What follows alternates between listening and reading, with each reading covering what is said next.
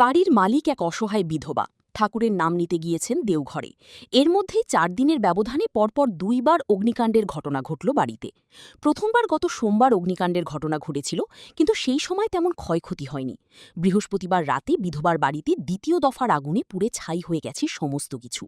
ঘটনা কমলপুর মায়াছড়ি পঞ্চায়েতের ঘোষপাড়ায়। বাড়ির মালিকের নাম মল্লিকা গোপ, স্বামী মৃত সুশান্ত গোপ। মল্লিকা গোপ বর্তমানে দেওঘরে রয়েছেন।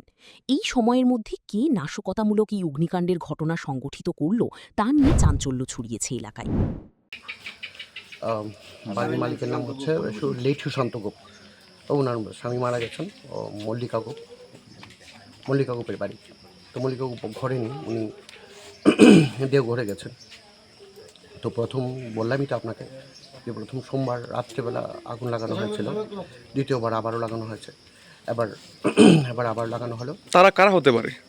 কারা হতে পারে কী বলবো বলুন। আমার মনে হচ্ছে যে প্রথমবার যখন আগুনটা লাগানো হয়েছিল তখন আপনার কিছু মার্ক ছিল, আপনার কিছু প্যাচ মার্ক ছিল, আপনার থিনারের দাগ ছিল, এগুলোকে মানে লোপাট করার জন্য সম্ভবত আবারও লাগানো হয়েছে। কারা ছিল তো ঠিক অনুমানের উপর তো কিছু বলা যায় না, তবুও আমাদের তো কিছুটা সন্দেহ রয়েছে।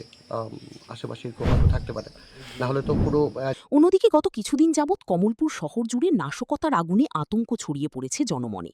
স্থানীয়দের দাবি, গত ১ মাসে ৪টি বাড়ি নাশকতার আগুনে পুড়ে গেছে।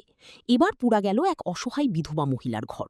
এসব ঘটনায় এলাকাতে ব্যাপক চাঞ্চল্য তৈরি হয়েছে এবং সুষ্ঠু তদন্তের দাবি উঠেছে। Bureau report, news now.